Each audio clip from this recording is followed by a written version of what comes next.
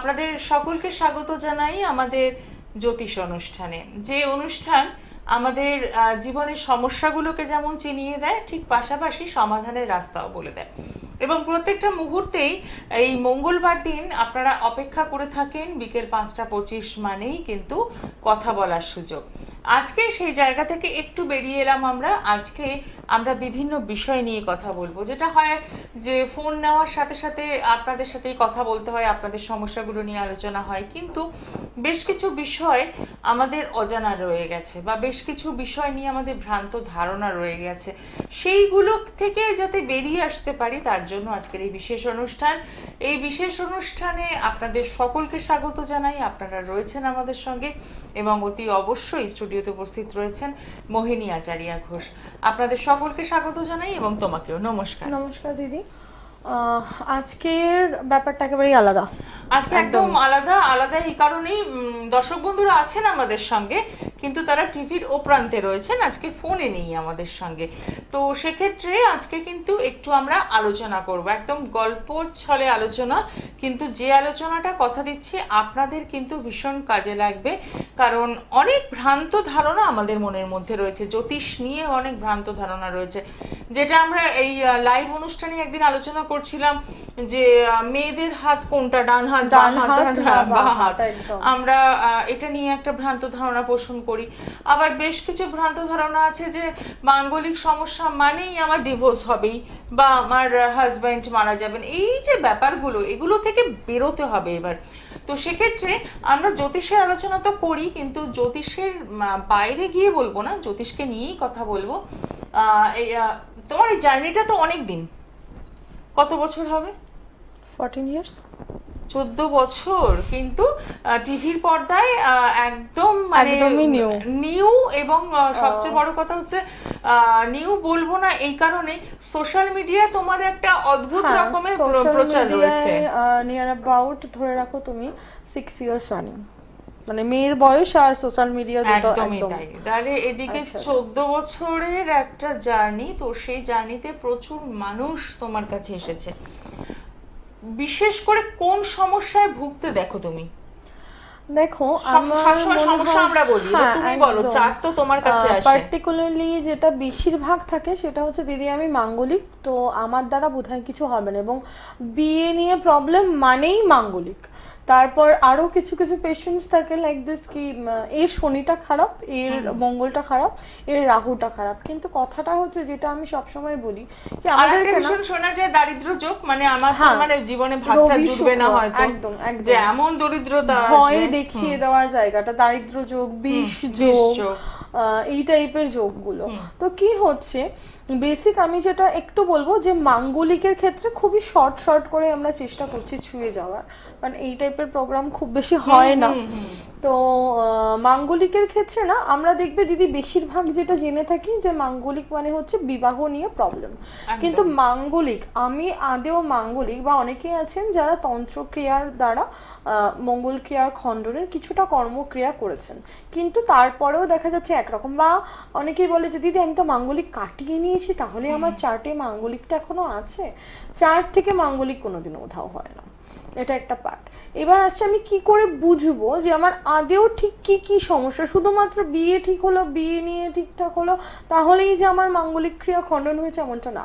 মাঙ্গলিক কথার সব থেকে বড় পার্ট হচ্ছে যে প্রত্যেকটা প্রত্যেকটা কর্মে বাধা। এই ব্যক্তিটার জন্য যতবার কাজ করা হবে ততবারই ব্যক্তিটার ক্ষেত্রে সমস্যা আসবে, এবং সমস্যাটা বারবার আসবে, বারবার সেটাকে অতিক্রম করে আসতে হবে। সব থেকে বড় কথা আমি সবসময় বলি যে জীবনে হয়তো ভালো কিছু হয়ই না, তার আগে একটা ঝামেলা না হয়। এবার কি হচ্ছে, এই যে ভালো কিছু হওয়ার জন্য একটা খারাপ দিয়ে শুরুয়াত হচ্ছে, ফলে ভালো রেশটাও কমে যাচ্ছে। ঠিক আছে, এটা কিন্তু একটা মাঙ্গলিকের সব থেকে বড় পার্ট। এবং আরও একটা জিনিস নিয়ে বলবো, সেটা হচ্ছে মাঙ্গলিকের আরেকটা ব্যাপার হচ্ছে যে মাঙ্গলিক মানেই যে ডিভোর্স হয়ে যাবে, আর মাঙ্গলিক মানেই যে তাকে খণ্ডন ক্রিয়া করতে হবে, তার কিন্তু কোনো মানে নেই। কেন? আমি সবসময় বেসিক বলি যে তোমার যদি নিচস্থ মঙ্গলে মাঙ্গলিক ক্রিয়া হয়, হ্যাঁ সেই ক্ষেত্রে তুমি মঙ্গলের প্রতিকার করাও। কেন? কারণ হচ্ছে নিচস্থ মঙ্গল আমাদের কিন্তু মঙ্গল কি দেখছে, মঙ্গল আমাদের এনার্জি দেখছে। যেরকম বলতে পারো আমাদের এনার্জি লেভেলটা কতটা হাই হবে, কতটা লো হবে, হাই ভোল্টেজ তো ঠিক আছে সব ঠিকঠাক ঠিকঠাক চলছে, লো ভোল্টেজ তো আমরা নিজেরাই নিতিয়ে পড়লাম। তো এই জায়গাটা কিন্তু মঙ্গল দেখছে, এবং সেই ক্ষেত্রে আমি সবার আগে বলবো যে মঙ্গল যাদের ক্ষেত্রে মনে হচ্ছে প্রবলেম হচ্ছে, তাদের ক্ষেত্রে আমি সবসময় বলি যে মঙ্গলের ক্ষেত্রে মঙ্গল কিন্তু জমিকেও দেখছে, তাই জন্য দেখবে যে অনেকের জমি বাড়ি নিয়ে সমস্যা হয়।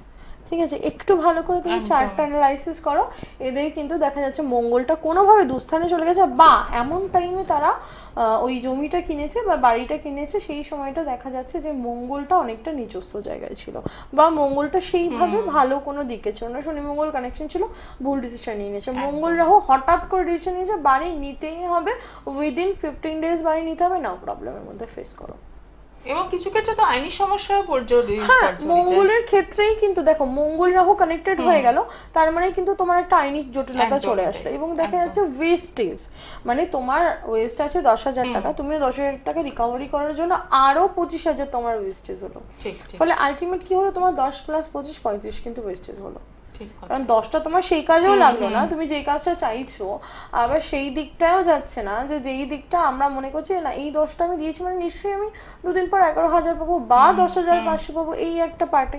কিন্তু কি হচ্ছে, 10,500 তো হলোই না, উল্টে আমাকে তার পিছনে আরো 25,000 দিতে হচ্ছে। এটা কিন্তু একটা মঙ্গলের ভীষণ বড় একটা পার্ট। শারীরিকভাবে কি কোনোভাবে ক্ষতিগ্রস্ত হচ্ছে? একদমই শারীরিকভাবে ক্ষতিগ্রস্ত হচ্ছে। কি হচ্ছে, আমরা বেসিক্যালি বলে থাকি, এটা আমার স্যারির শেখানোর টেকনিক, যে যদি দেখো তুমি মঙ্গল 5-এ রয়েছে বা মঙ্গল কোনোভাবে দেখা যাচ্ছে অষ্টমে রয়েছে, অষ্টমে রয়েছে মানে পিরিয়ড রিলেটেড প্রবলেম, পিসিওডি অবশ্যই থাকছে, পিসিওডি গাইনোলজিক্যাল প্রবলেম কম বেশি থাকবেই। যদি দেখা যায় মঙ্গল ভালো তো ভালো, যদি মঙ্গল খারাপ তো সেক্ষেত্রে কি হচ্ছে, দুস্থানে রয়েছে, ফলে প্রবলেম বেশি বাড়ছে। আবার দেখা যাচ্ছে এই মঙ্গলই যখন পঞ্চমে গিয়ে থাকছে, তখন প্রথম বেবি মিসক্যারেজ হওয়ার একটা ভীষণ রকম চান্সেস থাকছে, যে প্রথম বেবি কোনো কারণ নেই, বুঝতেও পারেনি, মিসক্যারেজ হয়ে গেছে। আবার অনেকের ক্ষেত্রে দেখা যাচ্ছে যে পঞ্চমে মঙ্গল রয়েছে, টিস জাতীয় কোনো না কোনো রোগে সে আক্রান্ত থাকবে, either tonsil, either bronchitis, either appendicitis, কোনো না কোনোর মধ্যে থাকবে। হ্যাঁ, তারপরেও স্ট্রং কানেকশনগুলো দেখার একটা ব্যাপার থাকে। ঠিক কথা, একদমই। খুব সুন্দরভাবে আমরা বুঝলাম, কারণ এগুলো একটা সমস্যা তো আমাদের জীবনে নিশ্চয়ই থাকে, এবং এত 14 বছরের একটা লং জার্নিতে এই সমস্যাগুলো অনেকবারই ফেস করতে হয়েছে।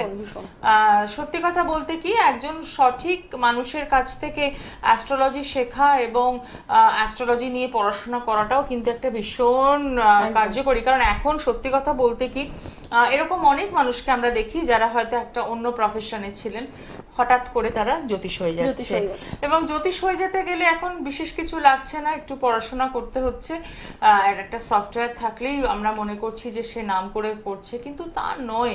জ্যোতিষের সাবজেক্টটা মানে এত, এই 14 বছর রানিং চলছে তোমার, তুমি এখনো হয়তো বলতে পারবে না যে তুমি সব জানো না। আমি এটা কোনোদিনই বলবো না যে আমি সবটা জানি। তার একটা কারণ হচ্ছে যে জ্যোতিষটাকে অনেক আগে আমরা বলতাম সামুদ্রিক বিদ্যা, তো সমুদ্রের থেকে এই 14 বছরে হয়তো আমি আগে হলে বলতাম 1 ঘটে, এখন বলবো হয়তো একটু 1 বালতির কাছাকাছি গেছি, ঠিক আছে, তাও এখনো বাকি রয়েছে। এবং তুমি একটা খুব ভালো একটা টপিক নিয়ে বললে যে লকডাউন, আমি সবসময় বলি বেশিরভাগ মাস গেলে লকডাউনে জ্যোতিষ বেড়েছে। হ্যাঁ, একদম লকডাউনে জ্যোতিষ বেড়েছে। লকডাউনের আগে আমরা হাতে গোনা কয়েকজন ছিলাম, ফেসবুকের জায়গায় দাঁড়ালেও হয়তো হাতে গোনা 3 জন থেকে 4 জন ছিলাম আমরা।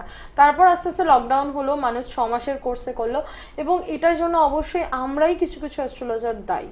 কেন? কারণ 15 দিন এমনও আমি দেখেছি 15 দিন 1 মাসের মধ্যে তারা জ্যোতিষী তৈরি করে দিচ্ছে। জ্যোতিষ শুধু না, 15 দিনে তন্ত্র শিখিয়ে দেওয়া হচ্ছে। এই অ্যাডও চোখে পড়ে আমাদের, মানে যেটা আমরা বলি গুপ্ত বিদ্যা, যেটা মানুষের ওপেনলি নিয়ে এসে 15 দিনে শেখানো হচ্ছে।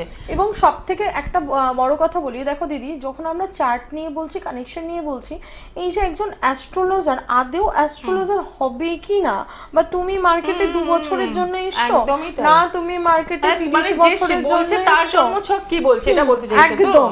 যে মানুষটা হচ্ছে এখন ধরো দুম করে আমি একটা মানুষকে নিয়ে আসলাম রাস্তা থেকে ধরে ধরে বলে দিলাম যে না তুমি একটা জ্যোতিষ হয়ে যাও, এটা কিন্তু হয় না। একদমই তাই। ঠিক আছে, কেন হয় না? কারণ যে ব্যক্তিটা চার্টটা নিয়ে করছে সেই ব্যক্তিটা চার্টটাও দেখা প্রয়োজন।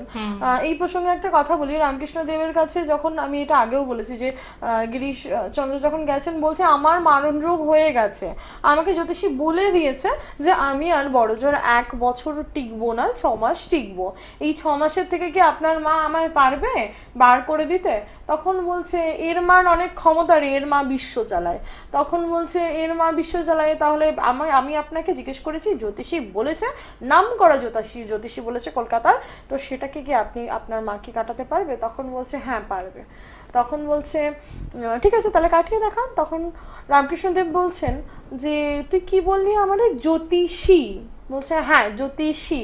তখন বলছে এই শোন না। তখন হ্যাঁ বলুন না, এই যে তুই বললি জ্যোতি আর শ্রী, তা এর মা যদি কাউরে জ্যোতি না দেয় সে কিন্তু কোনোদিনও জ্যোতি পায় না, আর শ্রী তার মধ্যে থাকতে হবে। তাহলে দেখলে তুই শ্রী দেখিস, তাহলে দেখলে তুই শ্রীর সেই জায়গাটা পাস, তার মুখের বাক্যি হবে সূর্যের মতো, আর তার তেজ হবে অন্যরকম, সে কোনোদিনও মিথ্যার ধারকাস্ত হবে না, তবেই কিন্তু সে প্রকৃত জ্যোতিষী হইতে পারবে। তো এই যে জায়গাটা অবশ্যই দেখতে হবে। শুধুমাত্র চার্ট কানেকশন আছে বলেই আমি জ্যোতিষী হতে পারবো এমনটা নয়, কোথাও না কোথাও সেই ঐশ্বরিক একটা পার্ট লাগবে। কেন? কারণ আমি ক্যালকুলেশন করে বলে দিতেই পারি, কিন্তু আমি আজকেরটা ক্যালকুলেশন করে বলছি আগামী দিনে এই ব্রহ্মাণ্ড কেমন চলবে, যখন তার ইচ্ছা ছাড়া একটা পাতা নড়ে না, তখন আমাদের পক্ষে কিন্তু সত্যি বলা পসিবল নয়।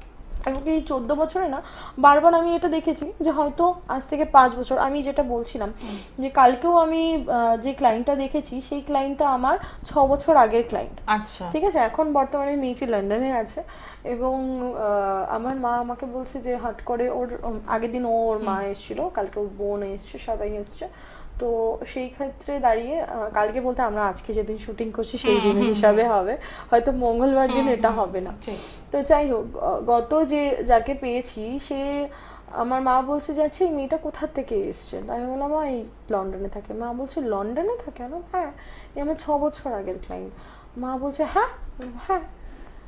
তো ওর মা আমার মাকে কনভিন্স করছে কি আপনার মেয়ে এখানে যে বসে আছে, আপনার মেয়ে এখান থেকে আমার মেয়ের কর্মগত প্রবলেম নিয়ে এসেছিল, আমার মেয়ে বলেছে, এবং বস রিলেটেড প্রবলেম আসছিল, মেয়েটি এক চান্সের মধ্যে উইদিন 15 ডেজ মেয়েটির লন্ডনের পার্ট চলে এসছে, এবং যেরকমটা বলেছে স্টিল ডেট অবধি কিন্তু সেরকম টাইম চলছে। শুধুমাত্রই কি এটা আমার পড়াশোনার ক্ষেত্রে? আমার মনে হয় না। আমি সবসময় বলি যে আমার বড় মা না চাইলে কিচ্ছু হয় না, তো ওই বড় মার একটা পার্ট আছে বলেই কিন্তু আজকে আমি এই জায়গাটায় দাঁড়িয়ে আছি। কেন? কারণ দেখুন, তন্ত্রের ব্যাপারটা একদম আলাদা, আর জ্যোতিষের ব্যাপারটা হচ্ছে যে কিছু কানেকশন কিন্তু তার লাগে। আমি যদি বলি যে আমি আজকে শুধুমাত্র প্র্যাকটিক্যাল ওয়েতে জ্যোতিষী করব আর আমি ঈশ্বর মানি না, তাহলে আমি বলবো তার থেকে বড় ভণ্ড কেউ নেই। কেন? কারণ সেই সবটা লিখে দিয়েছে, তোমাকে লেখার ক্ষমতা তিনি দেবেন। যত সবসময় বলি আমি, এক্সপিরিয়েন্স কথা বলে। এবং অবশ্যই বলবো যে আপনি যাকে জ্যোতিষী তৈরি করছেন তার 3টে জিনিস অবশ্যই দেখতে হবে। কি না, শুধু শনি বৃহস্পতি কানেকশন রয়েছে বলেই বা কেতু খুব ভালো জায়গায় আছে সে খুব ভালো জ্যোতিষী হতে পারবে এমনটা নয়। অবশ্যই দেখতে হবে, আমাকে প্রত্যেকটা গ্রহ দেখতে হবে। কেন? তার বুধ লাগবে, কেন টকেটিভ পাওয়ার লাগবে, শুক্র লাগবে, কেন সূক্ষ্ম থেকে সূক্ষ্মতর চিন্তা ভাবনা মাথার মধ্যে রাখার মতো ক্যাপাসিটি থাকতে হবে, এবং কি মঙ্গলটাকে স্ট্রং লাগবে। কেন? কারণ চট করে মাথা গরম করলে হবে না, কিন্তু বিভিন্ন সময় মাথা গরমের সিচুয়েশন, এমন মানুষ আছে প্রচণ্ড মাথা গরম করে এসছে, আগের অ্যাস্ট্রোলজার প্রচুর টাকা লস করিয়েছে, ঢুকেই বলেছে আপনারা তো জ্যোতিষীরা তো ফ্রড হন, আমি তো এসছি আপনাকে পুরো যাচাই করতে। না আচ্ছা ঠিক আছে, ভালো কথা, বসুন 5 মিনিট আগে দেখি আমরা চার্টটা, তারপরে যখন চার্টটা দেখে তাকে ডিটেলস বলছি, এমন হচ্ছে তার মা অলরেডি মারা গেছে, আমাকে কোয়েশ্চেন করছে আচ্ছা মা কেমন আছে। আমি চার্টটা দেখে, এবং সেটা ওভার ফোন, আমি কিন্তু সামনাসামনি তাকে ফেস টু ফেস দেখতে পাচ্ছি না, আমি সামনাসামনি ফেস টু ফেস দেখতে পারলাম মানে তার কিন্তু একটা পার্ট থাকছে, আমি সামনাসামনি ফেস টু ফেস তাকে দেখতে পাচ্ছি না। তো তাকে যখন আমি চার্টটা দেখে বললাম যে আপনার নিজের মা না পরবর্তী পালিত মা, তখন বলছে মানে না, কারণ আপনার মার কিন্তু আমার মনে হয় অলরেডি 4 বছর আগেই চলে যাওয়ার কথা। তো তখন উনি হাউ হাউ করে কেঁদে দিয়ে বলছেন যে হ্যাঁ আপনি ঠিক বলেছেন, আমার মা 4 বছর আগেই গত হয়েছে। তো এই যে জায়গাটায় এমন অনেক সময় আছে যে আমি ওপেন লাইভ করছি, ফেসবুকে গেলে অনেকেই দেখতে পারবে যে কেউ বলেছে দিদি জানো তো এই প্রবলেম হচ্ছে, তুমি বলেছিলে না যে অমুক দিন অমুক সময় আমার পারিবারিক কেউ মারা যেতে পারে, তো সে না মারা গেছে। ওই মুহূর্তে কিন্তু 2 মিনিটের জন্য হলেও কিন্তু আমি স্তম্ভিত হয়ে যাই। কেন? কারণ আমি সবসময় বলি অ্যাস্ট্রোলজার মোহিনী হয়তো জিতে যায়, মানুষ মোহিনী হেরে যায়। এবং সবচেয়ে বড় কথা হচ্ছে যে এই যে কথাটা বলে যে অ্যাস্ট্রোলজার মোহিনী জিতে যায় কিন্তু মানুষ মোহিনী হেরে যায়। দিনের শেষে হয়তো যারা আসেন বিপদে পড়ে তারা হয়তো এই জিতে যাওয়া অ্যাস্ট্রোলজার মোহিনীকেই চায়, কারণ তারা অনেক সমস্যা পড়ে জর্জরিত হয়তো আসে। এবং সবচেয়ে বড় কথা হচ্ছে এই সাবজেক্টটাকে কেন্দ্র করে প্রচুর মানুষ নিজের মতো ব্যবসা করছেন এবং মানুষকে প্রতারিত করছেন। তো সেই জায়গা থেকে আমি বলবো যে যাচাইটা তো নিশ্চয়ই করতে হবে। যাচাই করে যদি মনে হয় যে হ্যাঁ এর উপর ভরসা করা যায়, বিশ্বাস করা যায়, তাহলে অতি অবশ্যই কিন্তু যোগাযোগ করতে হবে। কারণ আমাদের জীবনের সমস্যা একটা নয়, সমস্যা প্রচুর রয়েছে, সেগুলো থেকে একটা একটা করে বেরোতে হবে। এবার আসি এই যে তোমার জ্যোতিষ নিয়ে পড়াশুনো, শিক্ষাগত যোগ্যতা এবং সর্বোপরি একটা ঈশ্বরের আশীর্বাদ তো নিশ্চয়ই রয়েছে। আমি ঈশ্বরের আশীর্বাদটাকে একটা জায়গায় সরিয়ে রাখলাম, সেটা যার যেমন কর্মফল তেমন তাকে ভোগ করতে হবে। কিন্তু শিক্ষাগত যোগ্যতার ক্ষেত্রে যদি হয়, তুমিও তো কোথাও থেকে শিখেছো, তার রেজাল্ট এখন দিতে পারছো মানুষকে। এরকম যদি কোনো মানুষ তোমার কাছে শিখতে চায়, এরকম তার জন্য অলরেডি আমার ইনস্টিটিউট আছে, কিন্তু যেটা একদমই মানে ওই 14 বছর যেমন পর্দার আড়ালে নিজে ছিলে, ঠিক ইনস্টিটিউটটাকেও পর্দার আড়ালে রেখে দিয়েছো। এবং বহু অ্যাস্ট্রোলজার আছে যারা এই আজকের দিনে দাঁড়িয়ে কিন্তু মোহিনী স্টুডেন্ট, এবং তারাও আজকে যখন বিপদে পড়ে দিদি এই চারটা না এটা হয়েছে কি করব, আসলে কি আমি কেন ইনস্টিটিউটটাকে সবার সামনে আনছি না, তার একটা কারণ, একটা মানে হয় না গুপ্ত থেকে গুপ্ততর একটা ব্যাপার তুমি বার করলে। কি হচ্ছে জানো তো দিদি, এখনকার দিনে আমি নিজে খুব অবাক হয়েছিলাম এবং বারে বারেই প্রোগ্রামে বসার আগে জিজ্ঞাসা করি আজকে কি এটা নিয়ে আলোচনা একটু করা যাবে, কিন্তু কোনো সময় সায় পাই না। না, তার কারণ হচ্ছে এখন তো আমরা তো সর্বোপরি আগে নিজে সবটা জানি, তো এটা একটা ব্যাপার। এবং আরো একটা পার্ট আসছে যে আমি সবসময় বলি যে অ্যাস্ট্রোলজি আমার কাছে আমার সন্তান তুল্য, ঠিক আছে? যেই সময়টা আমাকে কেউ সাথ দেয়নি, যেই সময়টা মোহিনী হয়ে ওঠেনি, সেই সময়টা কিন্তু অ্যাস্ট্রোলজি আমাকে সাথ দিয়েছে। এবং সেই অ্যাস্ট্রোলজি কিন্তু আজকের ডেটে মোহিনীকে কিন্তু সবাই চেনে, কম বেশি সবাই চেনে। বা মোহিনী কিন্তু আজকে মানে দাপটের সঙ্গে চেম্বার করছে, দাপটের সঙ্গে কাজ করছে। এবং সবসময় মোহিনী বলে যে 14 বছরে আজও বলবো যে আমি আমার চেয়ারটাকে কোনোদিনও বদনাম হতে দিইনি, আর আমি যতদিন বাঁচবো আমি দিব না।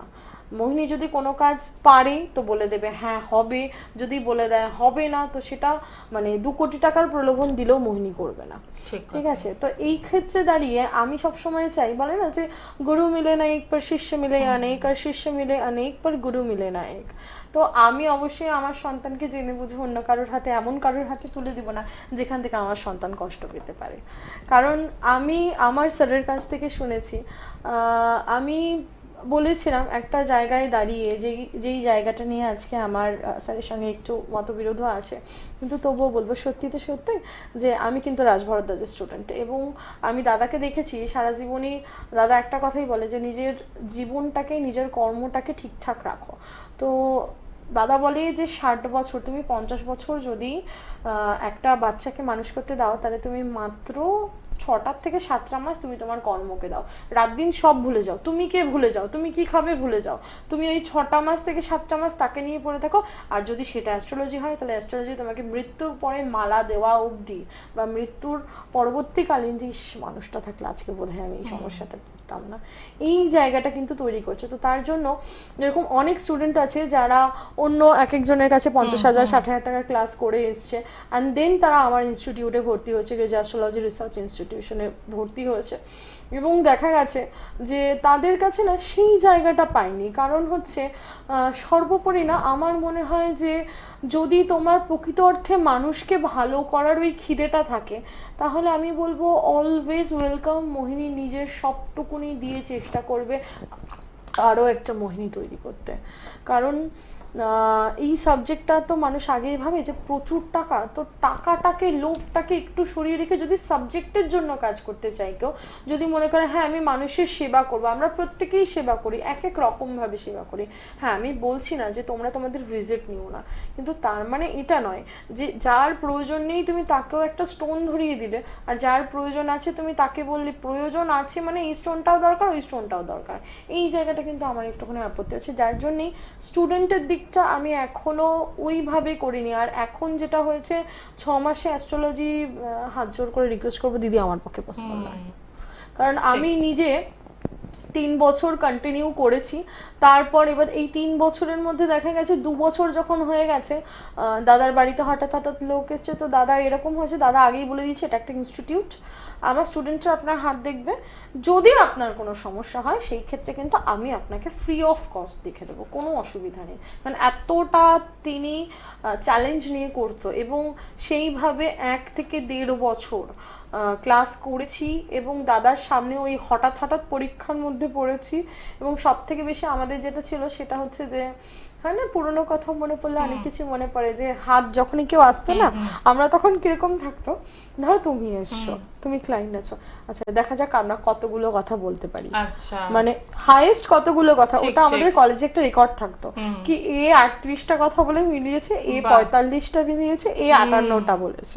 মানে এটা কিন্তু একটা মজা, এবং সেটার ক্ষেত্রে কিন্তু কোনো চার্ট ছিল না, শুধুমাত্র হাত, যখন হাতের ক্লাস হতো হাতেরই, চার্টের ক্লাস হচ্ছে চার্টের ক্লাসে। এবং কি হতো, হয়তো প্যাড দেওয়া হতো, প্যাডের সাইডে একটা একটা করে ক্লায়েন্ট বলতো হ্যাঁ ঠিক হয়ে যায়, রাইট মার্ক দাও, লাস্টে ওটাকে আমরা গুনতাম যে কতটা কতগুলো হলো, ঠিক আছে। এবং অ্যাট দ্য সেম টাইম কতগুলো হয়নি সেগুলো কিন্তু নেগেটিভ হতো, দেখা যেত দিনের পর নেগেটিভ গুলো 0। কিন্তু ওই জায়গাটা তো, ওই যে ভালোবাসাটা দিয়ে আমি সাবজেক্টটাকে নিয়েছি, আমি ওই জন্য একটু কোথাও থেমে রয়েছি। আর আমি আগেও বলেছি যে 1431 শনি মঙ্গলের বছর, তো এই বছরটা অনেক মুখোশধারী মানুষগুলো চলে যাবে, আমি সেইটার একটু অপেক্ষা করছি কোথাও গিয়ে, যে স্টুডেন্ট তো অবশ্যই বানাবো, সেই রকম যদি মানুষ হয় যে হ্যাঁ আমি মানুষের ভালো করতে চাইছি, সেই ক্ষেত্রে অবশ্যই আসবে। এবং আমি আশা রাখছি যে এর পরের চ্যাপ্টারটা অর্থাৎ মে মাসের শেষ বা জুন মাসের থেকে আমি সেশন রাখবো, এইটুকু কথা দিলাম। ঠিক কথাই, আমরা আশাবাদী এবং আমরা সেই খবরটা নিশ্চয়ই আপনাদের জানাতে পারবো। আপনারাও যারা অনেকেই ভাবছেন যে একটা প্রফেশন করব জ্যোতিষশাস্ত্রটাকে, কিন্তু কোন ইনস্টিটিউটে শিখবো, কোথায় যাব, কেমন খরচা পড়বে, তো সেগুলো নিয়ে একটা সময় নিশ্চয়ই আমরা আলোচনা করব। এবার বলি যারা ভাবছেন যে না এবার অনেক হয়েছে, সমস্যা থেকে বেরোতে হবে, ভালো থাকতে হবে, একটা প্রপার গাইডলাইন দরকার, তারা কি করবেন? তারা অতি অবশ্যই যে চেম্বারগুলো রয়েছে সেই চেম্বারগুলো একটু ভিজিট করতে হবে। দেখে নেব চেম্বারগুলো পেয়ে যাচ্ছেন শোভাবাজার, বারাসাত, হলদিয়া, মেদিনীপুর, দুর্গাপুর, ত্রিপুরা, বহরমপুর এবং পুরুলিয়া চেম্বার। আসার আগে অতি অবশ্যই বুকিং করছেন 9674730374, অথবা হোয়াটসঅ্যাপ করে যোগাযোগ করতে পারছেন 9038407111 এই নাম্বারে। একদম শেষ মুহূর্তে রয়েছি, একটা অন্যরকম প্রশ্নে আসতে চাইছি, সেটা হচ্ছে আমরা অনেকেই দেখি অ্যাস্ট্রোলজিতে আসার পর মানে বাবা মায়ের সূত্রে যে নামটা থাকে সেই নামটা পরিবর্তন হয় অনেক উপাধি দিয়ে একটা নতুন ভিন্ন একটা পরিচয় নাম।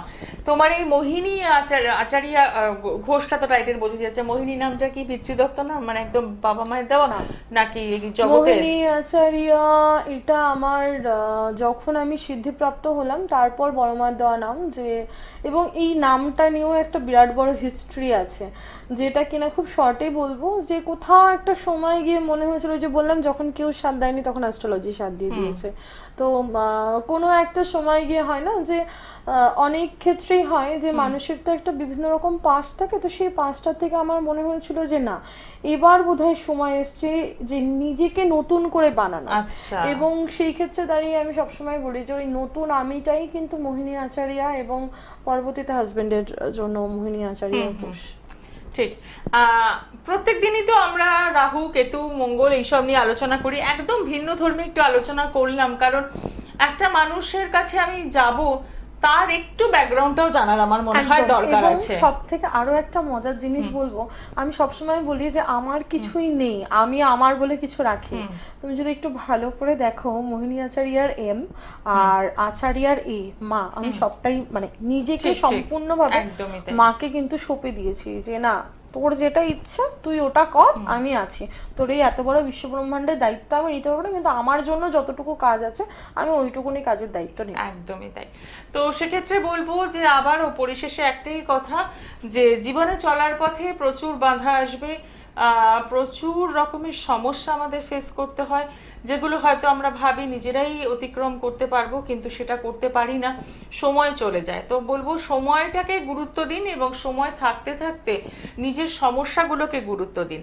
তো সেক্ষেত্রে কি করতে হবে, একটু সরাসরি যোগাযোগ করতে হবে, কারণ আপনার সমস্যা থাকতেই পারে, কিন্তু সমাধানের জন্য রয়েছেন মোহিনী আচারিয়া ঘোষ, যিনি খুব সুন্দরভাবে কিন্তু আপনাকে রেমেডি দিচ্ছে। আর সেই রেমেডি যে প্রচুর টাকার রেমেডি তা কিন্তু নয়, সেটা জ্যোতিষতন্ত্র মন্ত্র মতে খুব সুন্দরভাবে তিনি আপনাকে পথটা দেখিয়ে দিচ্ছে। তো সেক্ষেত্রে অতি অবশ্যই যোগাযোগ করতেই হচ্ছে, রয়েছে চেম্বার, রয়েছে ফোন নাম্বার। আজকে অনুষ্ঠান এখানেই শেষ করছি, সকলে ভালো থাকুন, নমস্কার।